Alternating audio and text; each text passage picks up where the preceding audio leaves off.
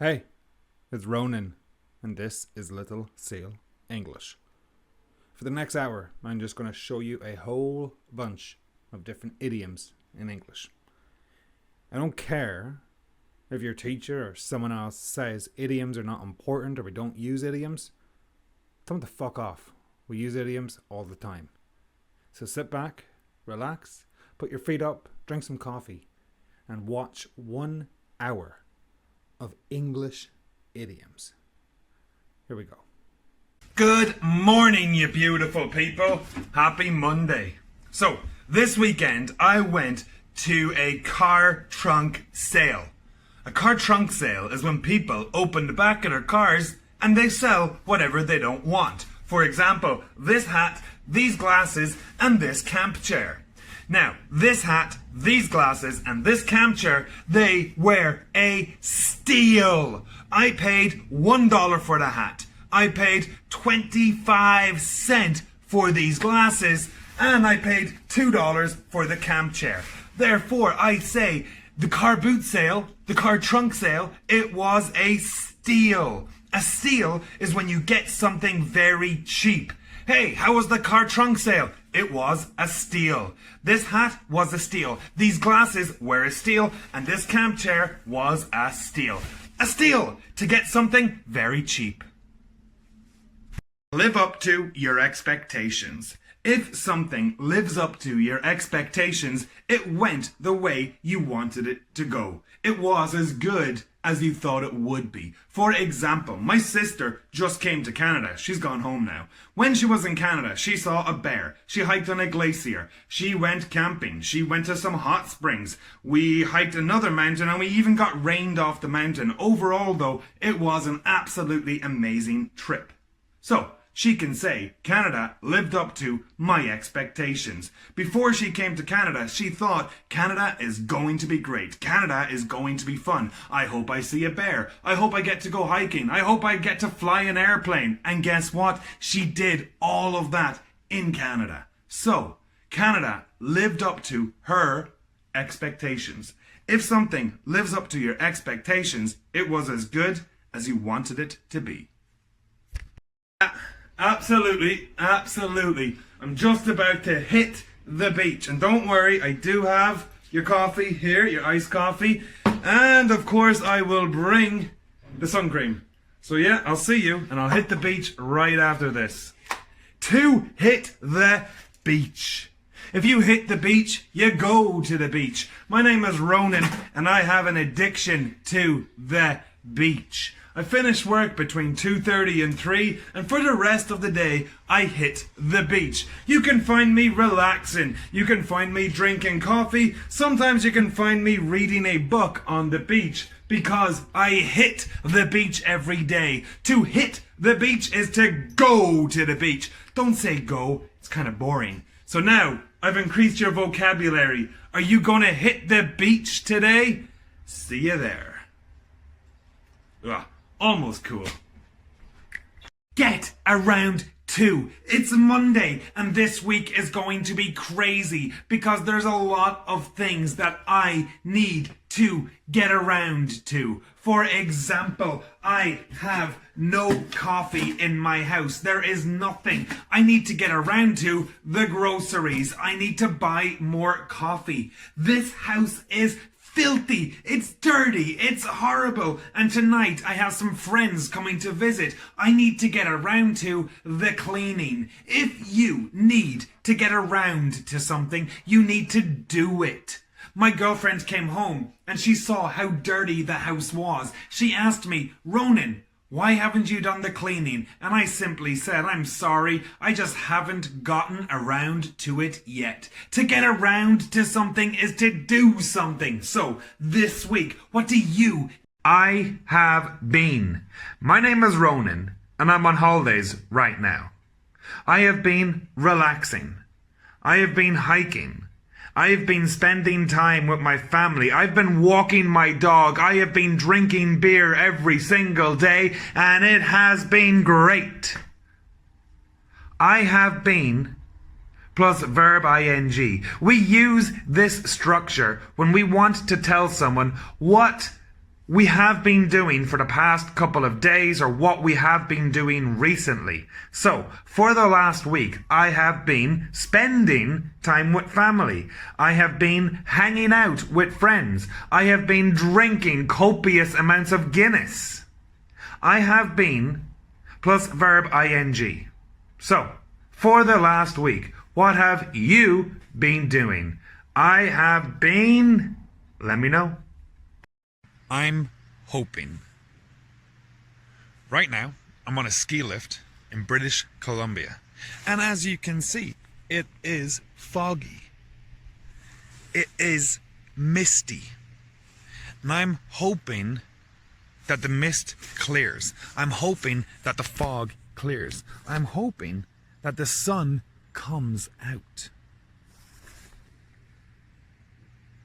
It's very foggy. I'm going on a hike later.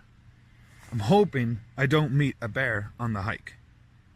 We use I am hoping when we want to let someone know what we want to happen. So I want the sun to come out, so I say I'm hoping the sun comes out. I don't want to meet a bear, so I say I'm hoping I don't meet a bear. I'm hoping. Heading to. My name is Ronan, and I am very excited. Because in 8 days, I am heading to Ireland. I am heading to Sligo. Sligo is my hometown. I grew up there. I'm very excited to go there. I don't say, I'm going to Sligo. I say I am heading to Sligo. If you are heading somewhere, you are going somewhere. Tonight, I'm heading to the movies. Where are you going right now? Right now, I'm heading to work. I'm heading to the beach after work. So, today is Wednesday. Where are you heading today? Next week, I'm heading to Ireland. All to myself. Right now, I'm on a bit of a small hike, and as you can see, there is nobody behind me. There's nobody in front of me. There's nobody around here at all. I have the place all to myself. I have the mountain all to myself. When you have something all to yourself, there's nobody there to bother you. There's nobody there to talk to you, to distract you from anything. So, I'm hiking, and I have the place. I have the trail, I have the mountain, all to myself. If you are staying at home, and you have the house all to yourself, what do you like to do? Watch Netflix, relax, eat food? Let me know. Happy Friday! Oh, I'm over the moon. I'm happy as a pig in shit, and I have that Friday feeling. Have you got that Friday feeling? If you have that Friday feeling, you are happy. You are excited for the weekend. Excuse me.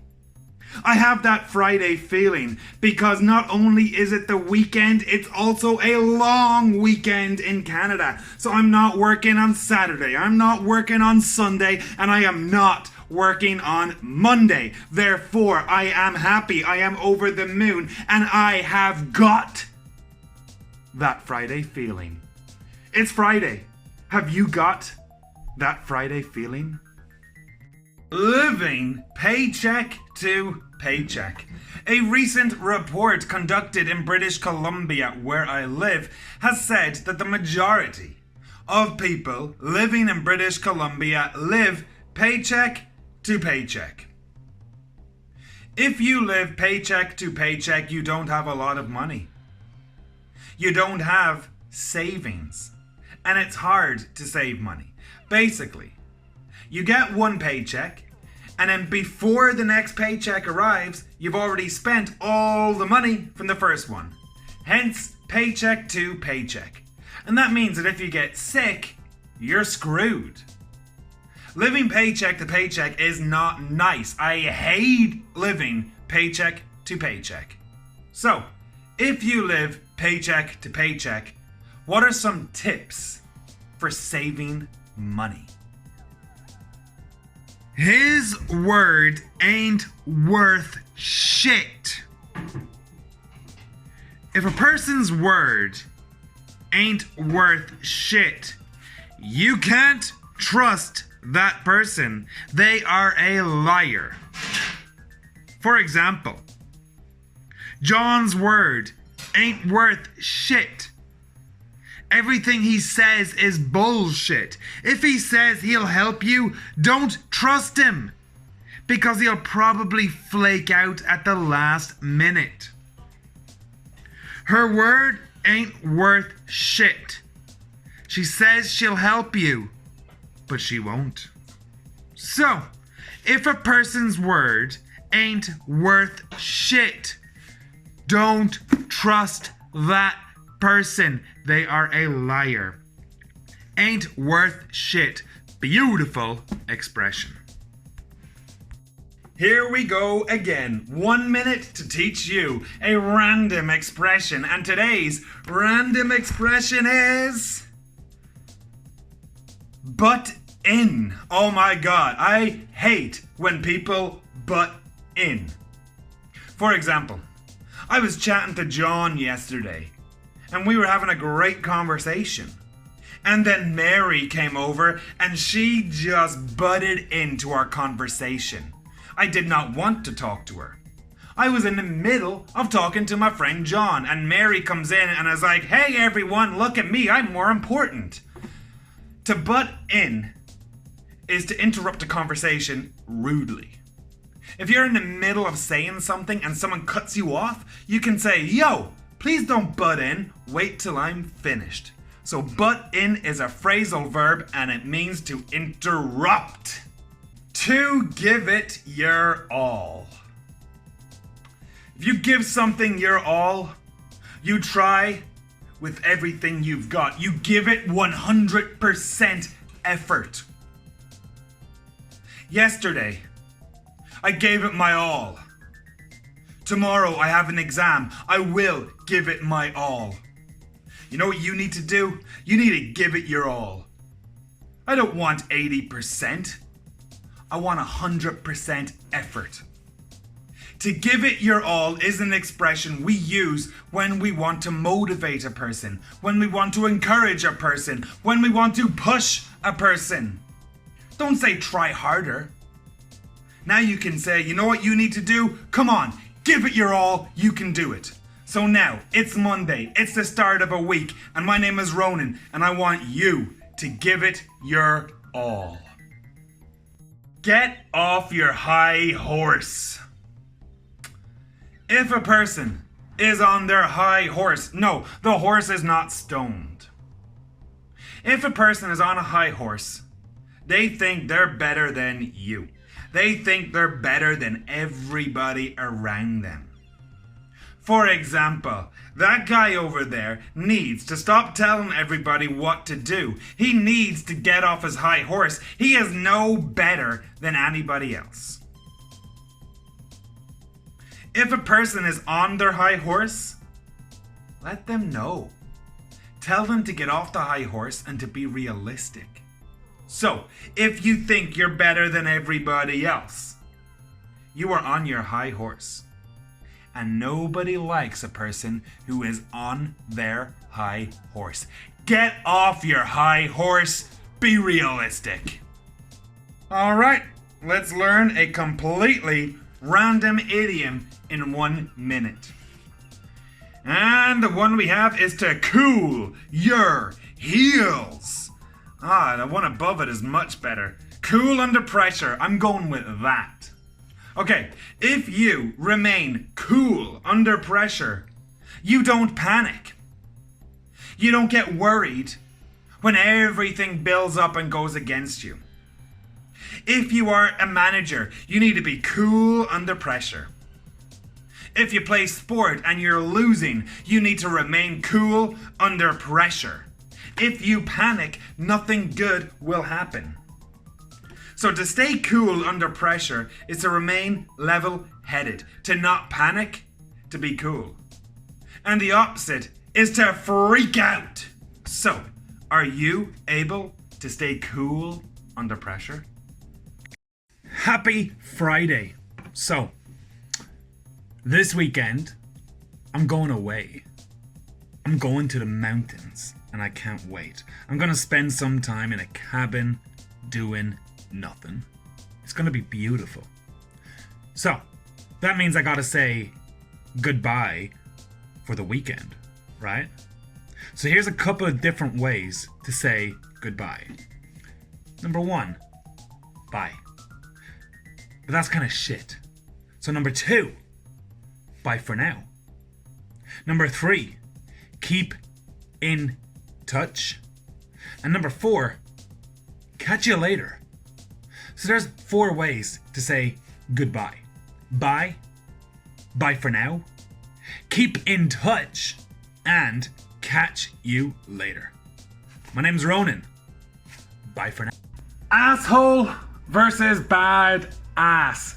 A badass is a person that you have respect for. A badass is a person who you think is cool. For example, I think that Greta Thunberg is a goddamn badass. She is a teenager, and she motivates people to protest about the environment. She crossed the Atlantic Ocean on a boat to prove a point. This girl has spoken in front of thousands of people and is never afraid to do so. Therefore, I think she's a badass. I think she's goddamn cool. On the other hand, if you are an asshole, I don't like you. If you play golf instead of going to a World War II commemoration, I think you're an asshole. If you burn the Amazon, if you hurt puppies, I think you're an asshole. So now, your job is to tag 2 people. One of them is an asshole and one of them is a badass. But don't say which is which. My name is Ronan, and I have a coffee addiction. I'm addicted to coffee. When I sleep, I dream of coffee. When I'm awake, I think of coffee. And when I don't have coffee, I cry like a baby. So I can say I have a coffee addiction. And it's not just a little coffee addiction, it's a severe addiction. I have a severe coffee addiction. I love it. I can't be without it. So, that's me. That's my problem. I opened up to you. What addiction do you have? What can't you live without? Man, I can't see shit right now. I can't see shit because that sun is blinding. It's very dark. I can't see shit. Where's the flashlight? Where's the torch? If you cannot see shit, you can't see anything. Before I got LASIK surgery on my eyes, I couldn't see shit without my glasses. Now there's not a problem. Now I can see all the shit. So, if you can't see shit, you can't see anything. Why? Well, right now, because the sun is in my eyes and the sun is blinding. That's better. Or if someone gets a flashlight and they put it in your eyes, you can't see shit. You can't see shit. I can't see shit. I couldn't see shit yesterday. You're welcome. Man, I can't see shit right now. I can't see shit because that sun is blinding. It's very dark. I can't see shit. Where's the flashlight? Where's the torch? If you cannot see shit, you can't see anything. Before I got LASIK surgery on my eyes, I couldn't see shit without my glasses. Now there's not a problem. Now I can see all the shit. So, if you can't see shit, you can't see anything. Why? Well, right now, because the sun is in my eyes and the sun is blinding. That's better. or if someone gets a flashlight and they put it in your eyes, you can't see shit. You can't see shit. I can't see shit. I couldn't see shit yesterday. You're welcome. I got some bad news for you guys. Santa Claus has kicked the bucket.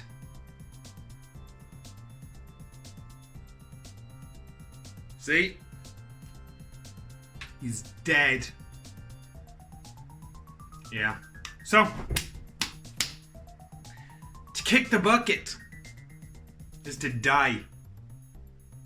Usually from natural causes. My grandfather was 95 years old when he kicked the bucket. Man, I have no idea when she's going to kick the bucket. Every time she's close, she suddenly revives herself. I just wish he would kick the bucket and die already. Because he's in pain, and I'm a thoughtful, caring person. To kick the bucket. To die naturally. A gobshite likes to talk a lot of shit. A gobshite is a person. This here is your gob, and you talk out of your gob. And this here is a shite, also known as a shit. So, a gobshite is a person who talks a load of shit. A gobshite is a noun. And every time a gobshite opens their mouth, bleh, a load of shit comes out. Therefore, we can say, you are a gobshite, you talk a lot of shit. Now, don't say gobshit, because gobshit does not exist. Gobshite. Alright, so make sure you get the pronunciation right. This is an Irish insult, one from my beautiful country of Ireland, and one of my favourite. So, for example, Donald Trump, Boris Johnson, the two of those guys are absolute gobshites. Every time they open their mouth, a load of shit comes out. Gobshite. Great insult for a shit talker. In donkey's years. I haven't seen you in donkey's years. What's been going on, man? If you haven't seen a person in donkey's years, that means you haven't seen them for a very long time. Do not ask me where this expression comes from. I have no idea. But we often use in donkey's years with the present perfect. I haven't seen that movie in donkey's years. I haven't been to that restaurant in donkey's years. I haven't seen John in donkey's years, and I don't want that to change. So, if you haven't done something in donkey's years, you haven't done it in a very long time. So, what have you not done, seen, eaten, or visited in donkey's years? Self-praise is no praise. Self-praise is no recommendation. Think about a person who always says how great they are, how smart they are, how much wisdom they have. But nobody else ever says it. Nobody else ever agrees with that person. That person has a lot of self-praise. They might believe it. They might think they're the greatest person in the world. But they're the only person that says it. So therefore, you can't trust the person. You can't believe what the person says. Self-praise is no praise is a fantastic expression to use for people who love themselves, for people who think they are the greatest. Getcha, 100%. I'll be there in no time. Alright, see you later. Okay, in no time. If you are gonna be somewhere in no time, you are gonna be there very fast. In no time is an advanced expression, which means it won't take long. It's going to happen very, very soon. For example, we will start the project on Friday, and in no time we will be finished because it's a small, easy project. I'm gonna start drinking beer, and in no time I'm gonna be drunk. So, If you say something will happen in no time, that means you're gonna get it done very soon. Now, on the phone just there, I said I'll be there in no time, which means I'll be there. Where's there? I don't know, but I'll be there very soon. Anywho, gotta go, gotta get there. Happy Halloween. Halloween originates from Ireland, the UK, and southern France. Halloween originated over 2,000 years ago. If something comes from somewhere, you can use the verb originate. Halloween originates from the Celtic tradition. That's where it comes from. The use of a pumpkin at Halloween originates from the USA. It wasn't always a pumpkin, it used to be a turnip. Did you know that?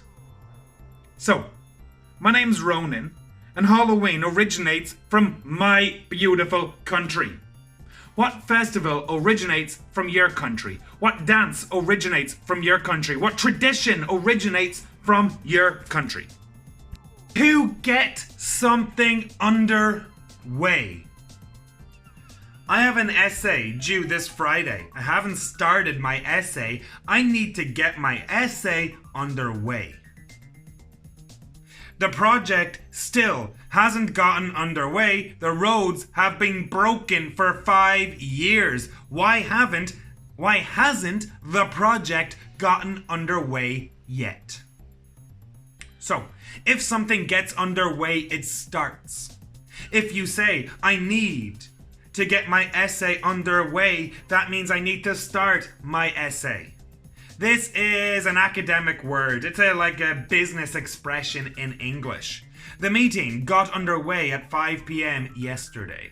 So, if something gets underway, it's another way to say it starts. There you go.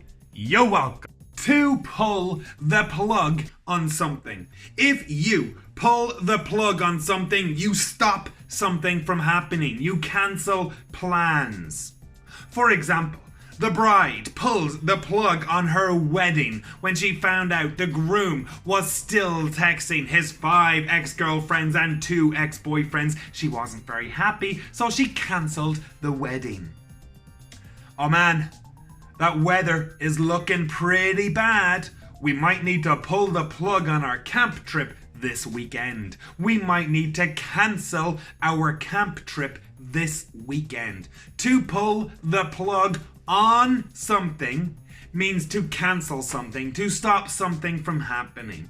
So, can you think of an example when someone pulled the plug on something that you were looking forward to? Let me know in the comments. Happy Friday. Over the moon. My name is Ronan, and I am over the moon because 1, it's Friday, and 2, it's payday. So there's 2 reasons why I am over the moon. If you are over the moon, you are very happy. For example, John is over the moon because his girlfriend is not pregnant. Sarah is over the moon because she just got a new job.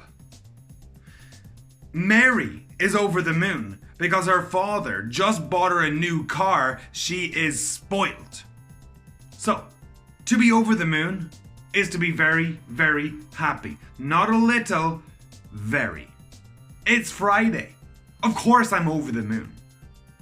So, what makes you over the moon? So, I've been indoors for 3 days now, recovering from my surgery. Cabin fever is setting in. Cabin fever is when you're stuck in a place for too long and you go a little crazy. But it's okay. I got my friends. These are my friends now. And this is my pug. We're friends. And here's my dog. I don't need people friends anymore. Cabin fever. When you stay somewhere too long and go a little bit crazy. I am still waking up. Don't talk to me. I'm still waking up. Please slow down. I am still waking up.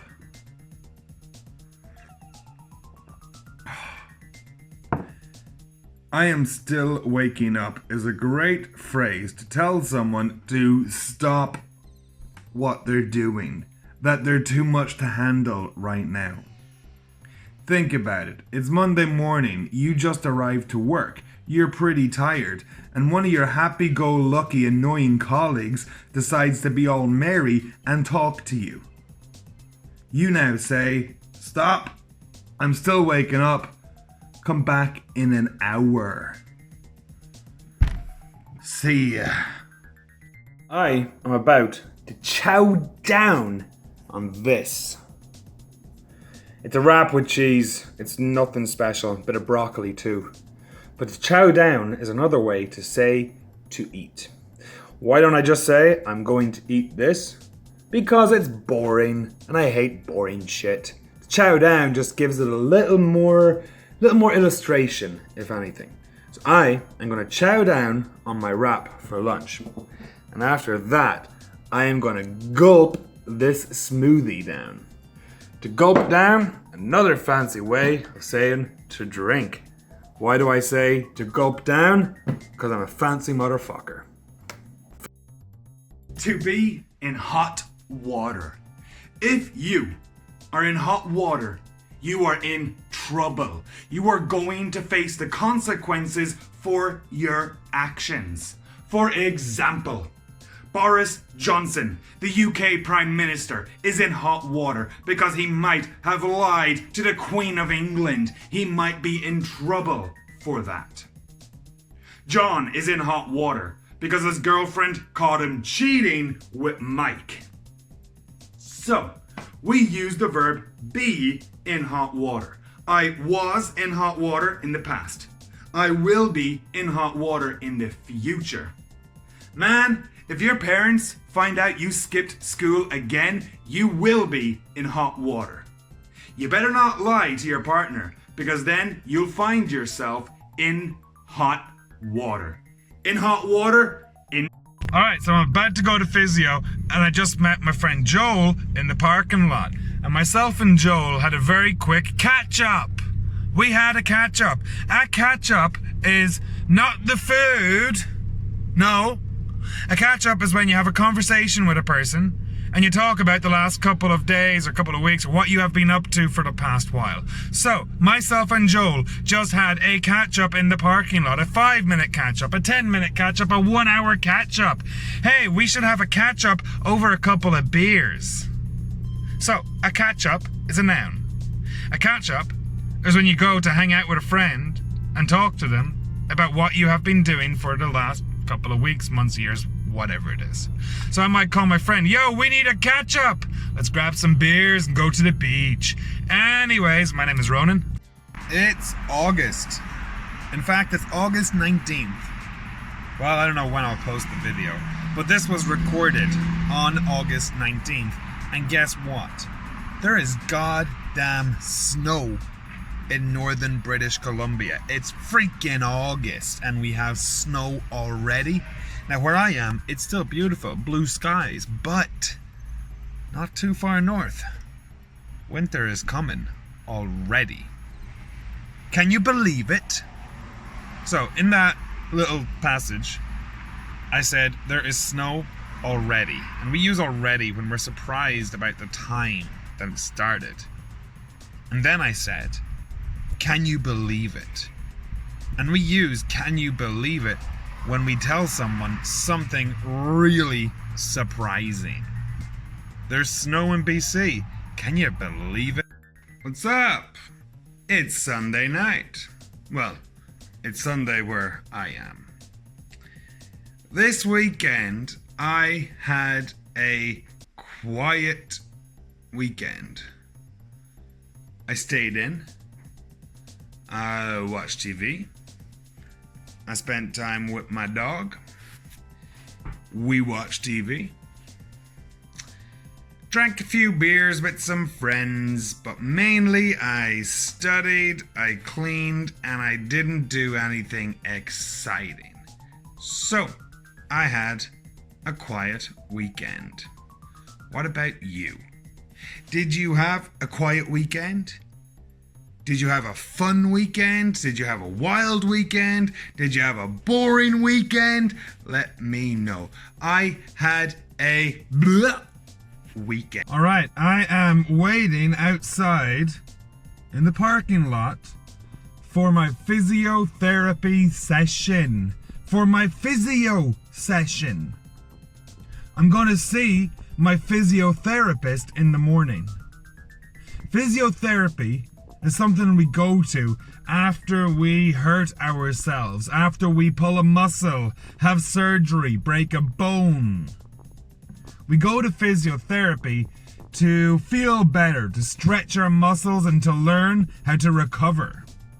So, I'm going to physiotherapy today. And if you want to have it short, I'm going to physio today.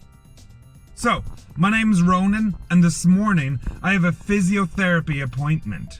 What about you? Hold off. I'm hoping the bad weather holds off. This week we have had amazing weather in Canada. It has been 33 degrees, 34 degrees, and yesterday it even got to 35 degrees. It has been absolutely wonderful. However, this weekend they say it's gonna rain. They say there's gonna be big thunderstorms. So we are expecting thunderstorms. Now tomorrow, I'm doing a swim across the lake. There's going to be a lot of people swimming, and guess what? We do not want to swim in a thunderstorm. So therefore, I'm hoping the storm holds off until after the swim. After the swim, I don't care if we have thunder. I actually like it. But during the swim, I want it to be beautiful. So, I want the bad weather to hold off until after the... Good Thursday morning, you beautiful people. To overturn. To overturn is a verb that we use when we take away a law. Usually a legal term. For example, in Ireland, we overturned the old abortion laws. Now, abortion is legal. The reason I'm bringing it up is because earlier today, when drinking my 5th cup of coffee, I was reading the headlines and I came across this beautiful headline right here. Lawmakers in Australia overturn 119-year-old archaic law. That means the lawmakers have taken away this law, they have changed the law, they overturned the law. Abortion is now legal in almost all of Australia, so congratulations for that, Australia. To overturn a law is to change a law. To sleep in or to sleep through something. If you sleep in, you stay in bed longer than you normally do. My name is Ronan and I hate sleeping in. As soon as I wake up, I go. Sleep is boring and plenty of time to sleep in when you're dead.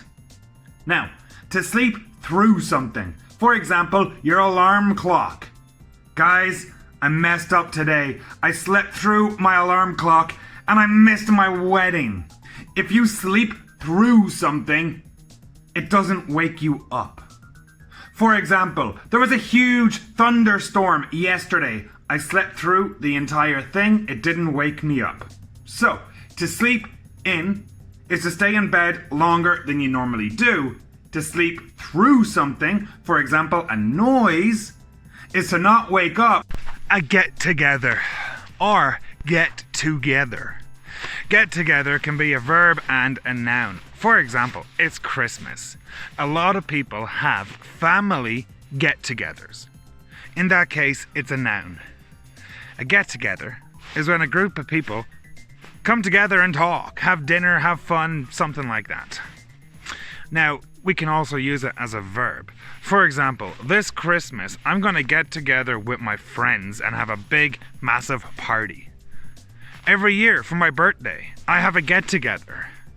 I get together all my friends and we drink beer and talk about stupid things. So, a get-together. In my culture, at Christmas, we have get-togethers. We get together with family. Do you ever have a get-together? Do you ever get together with friends? Let me know. A feast. Alright, so it's Christmas week, which means on Christmas Day, I'm going to have a feast. I'm not going to have a small dinner. I'm not going to have a large dinner. I am going to have a feast of a dinner. A feast is a very large meal. A feast has all the best food. For Christmas, we're having a big, huge, giant ham. We're having a giant turkey. We're having a load of stuffing. We're going to have loads of potatoes. We're going to have loads of carrots, loads of vegetables, loads of chocolate cake, loads of ice cream, loads of beer, loads of whiskey, loads of everything. We're going to have a feast. Every Christmas, we have a feast. When do you have a feast? And what food do you have at a feast? Let me know. Yesterday was the 21st of December, which means it was the shortest day of the year. The day with the least amount of daylight. But good news, because that means every day from now on, we're going to have more and more and more daylight. In Canada, where I'm living, daylight starts at about 8 a.m. and daylight ends at about 4:30 p.m., or it did yesterday. So every day it'll be a little longer from now on. Where do you live and how much daylight do you have? In my country, in Ireland, not Canada, in Ireland, in June, we can have daylight until about 11 or 11:30 sometimes. Very different to here. Anywho, where are you? And what are your hours of daylight? Let me know. A resolution. Alright, a resolution is something that you want to do. It's like a promise that you make to yourself that people usually break. A resolution is when you decide that you're really gonna do something. Generally speaking, people make New Year's resolutions, and a New Year's resolution means for the next 12 months, I'm gonna try to do something. So, is there something that you can't do right now? And is there something that you want to do? Well, you should make a resolution. And if you keep your resolution, that means that you were successful. Now me, I'm not going to make any resolutions because fuck that shit. It doesn't work for me. But maybe it works for you. If so, I want to know what resolutions you're making for 2020. To be on its last legs. So, this is an expression we use for something that's... You know what? Let me just show you. This laptop is on its last legs. Number one, we have this problem here. So this is where you charge it. So it's kind of hard to charge right now because the charger's broken. As you can see, there is a lot of tape on my computer. And when you open it, yeah, that's not good. That's not good. This laptop is on its last legs. If something is on its last legs, it's nearly broken. It's almost dead. And this laptop is almost dead. On your last legs. Petrified of.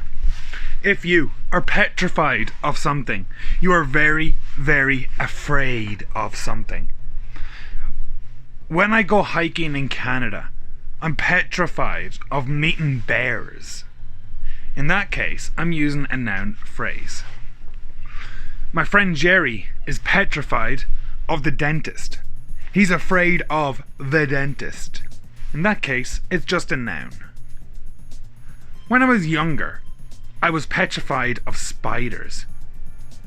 But then I tried one and they were delicious, so now I just eat them whenever I can. Strange example. So, if you're petrified of something, you are really, really afraid of it. You're terrified of it.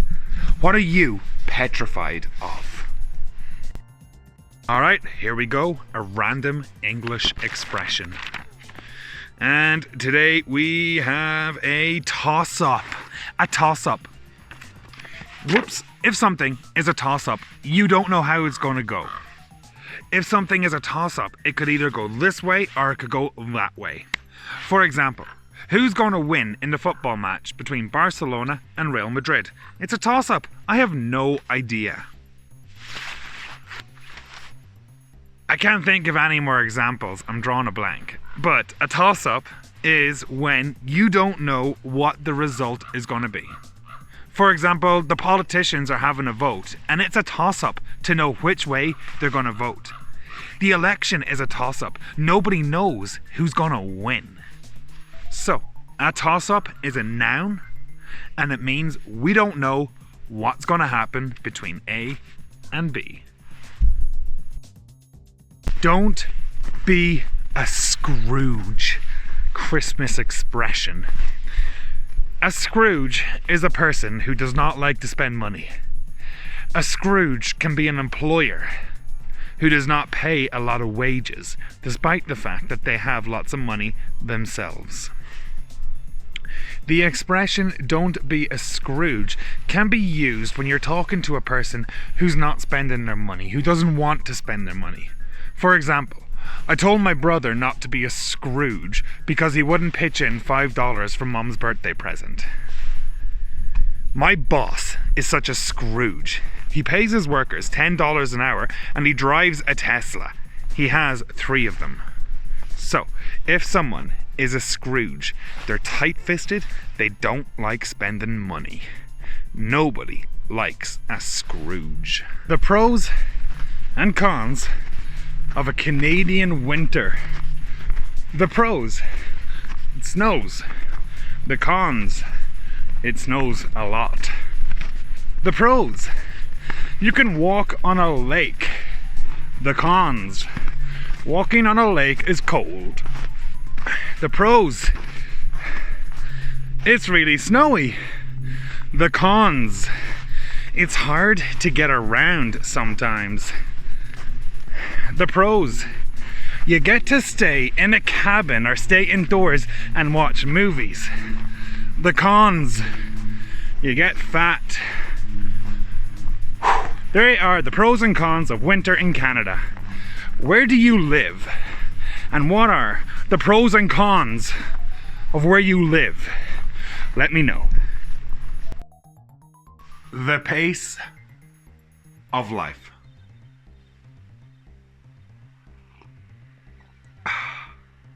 Right now, I'm in the mountains.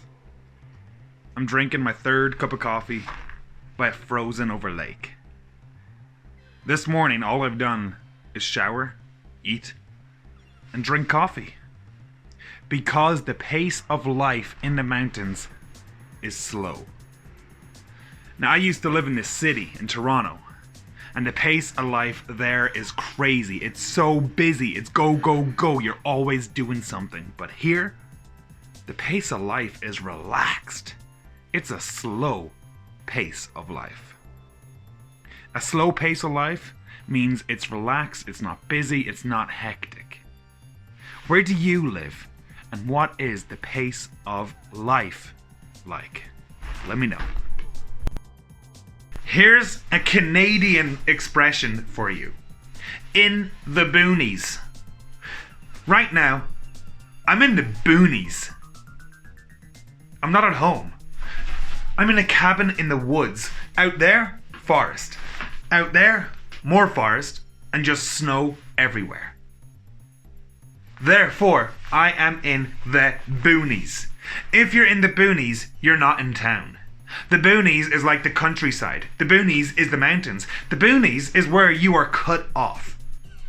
My name's Ronan, and I love being in the boonies.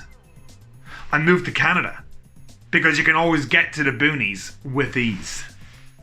Do you like the boonies, or are you more of a city person? Let me know. The boonies. Humongous. Humongous is an adjective for very, very big. Use it before a noun.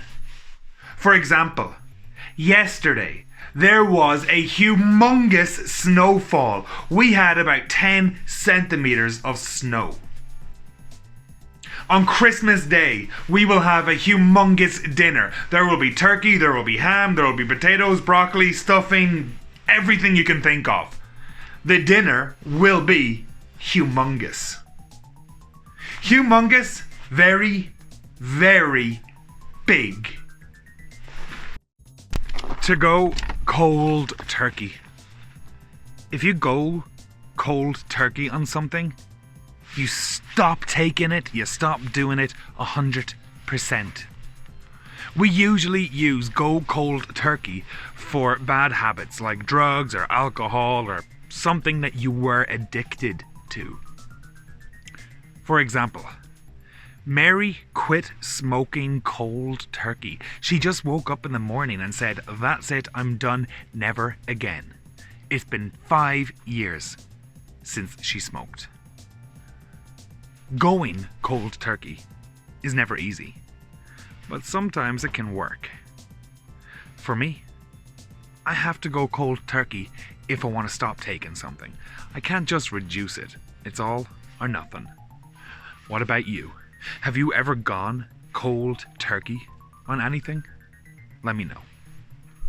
I'm just getting back from a short hike, and oh my god, the temperature drops fast.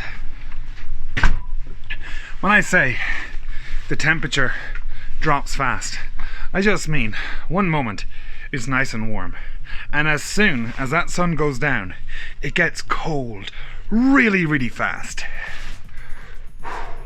To drop fast. So in Canada, the temperature drops fast. Once it gets dark, it gets freezing. Does the weather or does the temperature drop fast where you live? Let me know. The expression really quickly because it's a little bit cold out here. Crack me up. If a person cracks you up, they make you laugh. They make you really, really laugh. For example, Robin Williams was a great actor and he always cracked me up. Mr. Bean cracks me up. It makes me laugh. John is so boring. He never cracks anyone up. So, if a person cracks you up, it's good and it means they're funny. The comedian cracked everybody up. And can you imagine how bad a comedy show would be if the comedian didn't crack anyone up?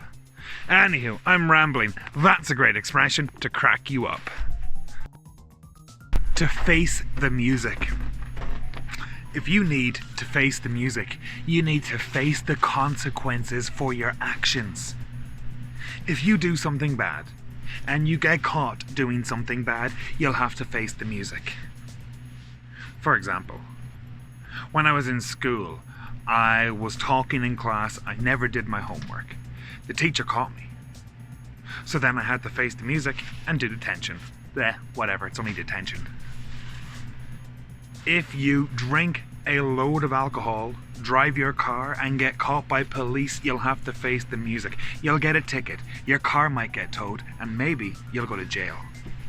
So, to face the music is to face the consequences of your actions. Peace. To put your heart into something.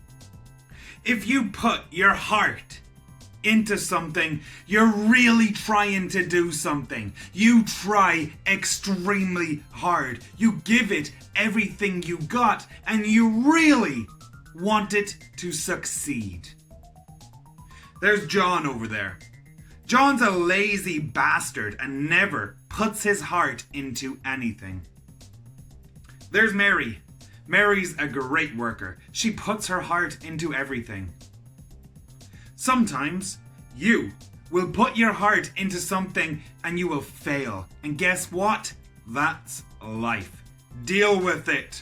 So, today's expression, to put your heart into it. And that means to try really, really hard and really want success. You lift a finger. If you lift a finger, you help somebody. You do a bit of work with another person. And if you don't lift a finger, you're lazy and you don't help a person. We often use this expression in the negative. For example, I had a mad party at my house. My house was destroyed. It was filthy. There was beer cans everywhere, cigarette butts everywhere. I needed to clean before my parents got home. Mary and Mark, they helped me clean. John, on the other hand, John sat on the couch and did not lift a finger because John's a lazy bastard. John just watched me clean. He did not offer to help. He did not want to help. So, if you don't lift a finger, you're lazy and you don't do work. To have your head in the sand. If you have your head in the sand, you are ignoring everything around you. You have no idea what's going on, sometimes by choice.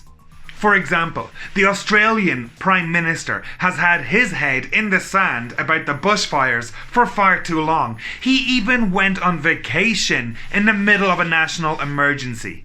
He did not recognize the problem. He did not talk about the problem. Therefore, he's had his head in the sand. So, if a person has their head in the sand, they're not paying attention to what's going on, or they just have no idea what's going on. Politicians usually have their head in the sand about very important and controversial issues. Anywho, that's me. I'm gonna go put my head in the snow. To keep in shape. It's December. It's winter. I don't really keep in shape in December. I kind of just let it go, relax, hibernate. It's minus 20 degrees outside. Okay, it's not. I'm just using that as an excuse. But that's why I don't keep in shape in December. However, in January, I'm gonna need to keep in shape. To keep in shape is to stay fit, to stay healthy. I'm going to be going to yoga. I'm going to go back to swimming. I might even lift some weights to keep in shape. How do you keep in shape? What's your secret? What do you do? Let me know. Keep in shape. And the past tense, kept.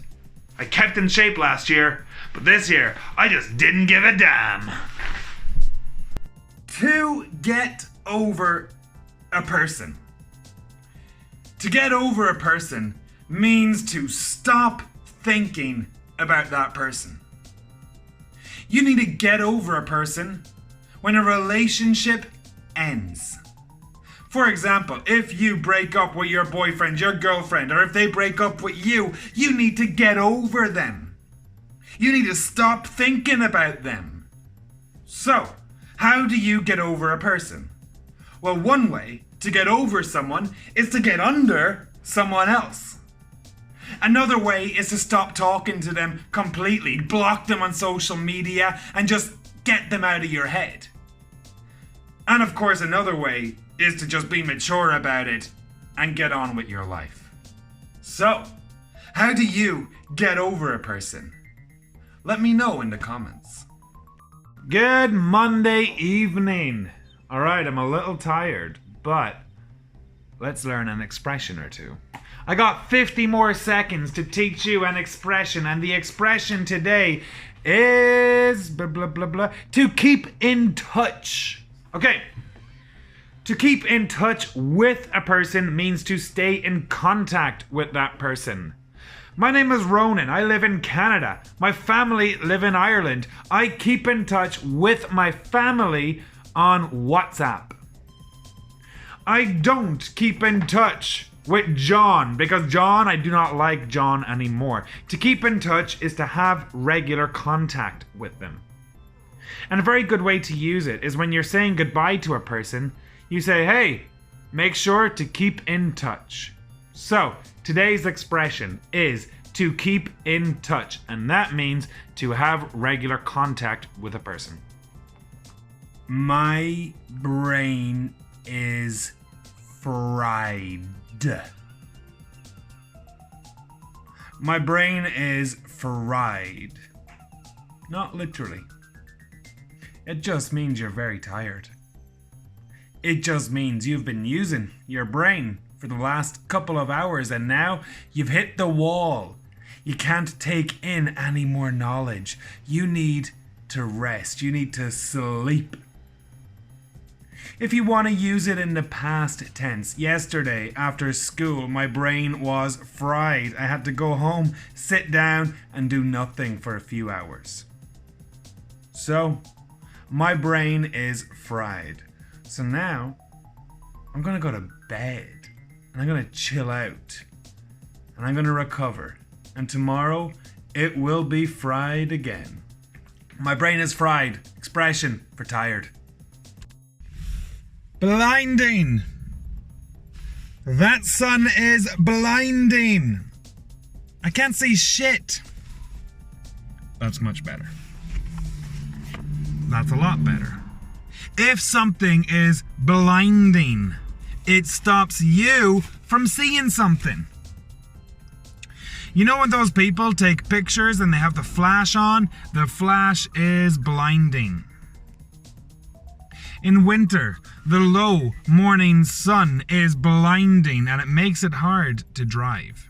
So, if something is blinding, it stops you from seeing something because it's extremely bright. The sun is absolutely blinding. Hey, can you turn off that blinding light? I'm trying to see. Thank you very much. Blinding, adjective. Alright, my friends. If you're still here, congratulations. My name is Ronan. This is Little Seal English. And that video was just 1 hour of English idioms. I sincerely hope you learned something. I hope you enjoyed it. And do me a favor, subscribe. Check out some of the other videos. And stay tuned because a whole bunch of cool videos are coming your way very, very soon. Bye for now.